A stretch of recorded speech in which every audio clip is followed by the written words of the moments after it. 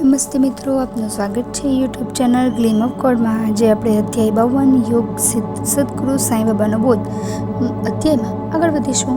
જીવાત્મા એ પરમાત્માનો અંશ છે। એ સત્વ, રજસ અને તમસથી ઉચ્ચ છે, પરંતુ માયાના આવરણથી એ પોતાના સચ્ચિદાનંદ સ્વરૂપને ભૂલી જાય છે અને દેહને જ હું માની લે છે। આથી નિષ્કામ ભાવે કર્મ કરી શકતો નથી। કર્મના ચક્કરમાં અટવાઈને એ મુક્તિના માર્ગે જવાની વાત જ ભૂલી જાય છે। આમાંથી માર્ગદર્શન આપી સાચો રસ્તો બતાવનાર સદગુરુ હોય છે।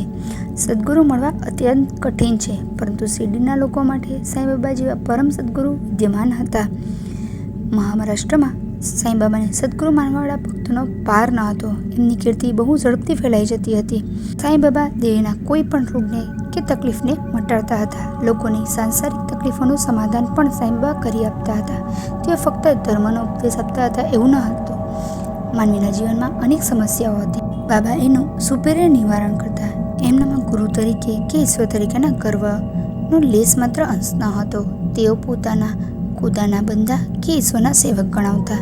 પોતે સંન્યાસી કે ફકીર હતા, પરંતુ સાંસારિક સમસ્યાઓ સામા માણસને ગળે બરફીની જેમ ઉતરી જાય એ રીતે સમજાવે તેનું સમાધાન કરતા। ઘણીવાર તેઓ પોતાની ઈશ્વરીય શક્તિનો પણ ઉપયોગ કરતા।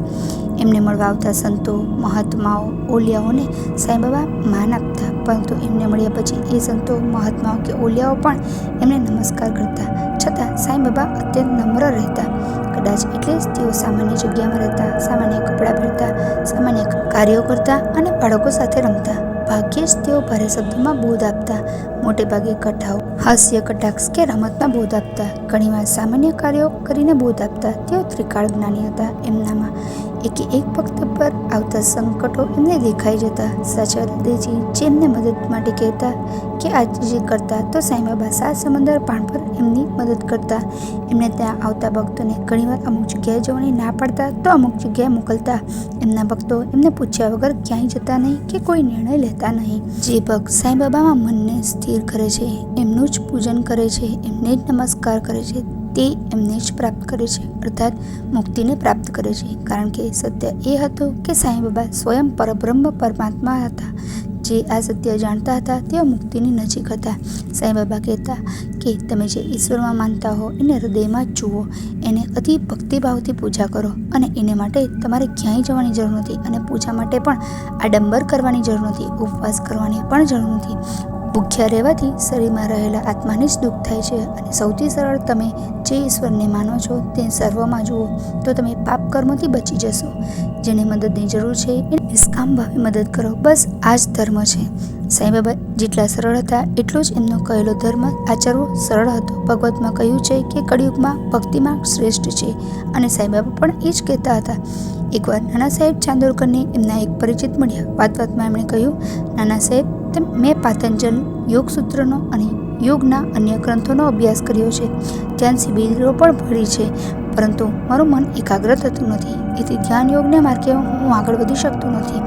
તમે શિરડીના સાંઈ બાબાના ભક્તો છો, મારે તમારી સાથે શિરડી આવવું છે, બાબા મને મદદ કરશે?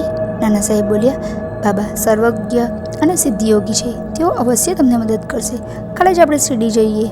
પેલો સાધક તો ખુશ થઈ ગયો। બીજે દિવસે બંને શિરડી સાંઈ બાબા પાસે પહોંચી ગયા।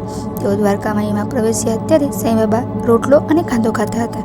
દ્વારકામાઈની દશા, સાંઈ બાબાની સાંધેલી કફની અને ભોજન જોઈને સાધકને થયું, આ રોટલો ને કાંદો ખાનારો સામાન્ય સંન્યાસી યોગ વિશે શું જાણતો હશે?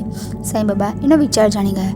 જમીને બાબા આસન પર બેઠા એટલે નાના સાહેબ અને પેલો સાધક પોત પગે લાગ્યા અને સામે બેઠા। બાબા બોલ્યા, નાના, કાંદો પચાવવાની શક્તિવાળાએ જ કાંદો ખાવો જોઈએ। નાના સાહેબને સમજ ન પડી, પણ પેલો સાધક ચમક્યો। એને થયું, બાબા મારા વિચારો જાણી ગયા। એણે બાબાના પગ પકડી લીધા અને બોલ્યો, બાબા મને માફ કરો, મને યોગાભ્યાસમાં મદદ કરો। સાંઈ બાબા હસ્યા, અને એ સાધકે કશું પૂછ્યું ન હતું, પરંતુ સાંઈ બાબાએ યોગ વિશે એટલું સરળતાથી સમજાવ્યું કે એના મનની સર્વ શંકાઓ, સમસ્યાઓનું સમાધાન થઈ ગયું। બાબાએ ધ્યાનમાં આગળ વધવાના સરળ ઉપાયો સમજાવ્યા અને સફળ કેવી રીતે થવાશે તેનું માર્ગદર્શન આપ્યું। પછી બાબાએ નાના સાહેબ અને એ સાધકને ઉધી આપી સફળ થવાના આશીર્વાદ આપ્યા। ઓમ નમઃ ઇતિ સદગુરુ શ્રી સાંઈ સચ્ચરિત્રમાં યોગ સિદ્ધ સદગુરુ સાંઈ બાબાના બોધ નામનો અધ્યાય 52 સમાપ્ત। ઓમ સાંઈ રામ। જો આપને આ વિડીયો પસંદ આવ્યો હોય તો વિડીયોને લાઇક કરજો, શેર કરજો અને મારી ચેનલને સબસ્ક્રાઈબ કરવાનું ભૂલતા નહીં. ઓમ સાંઈ રામ.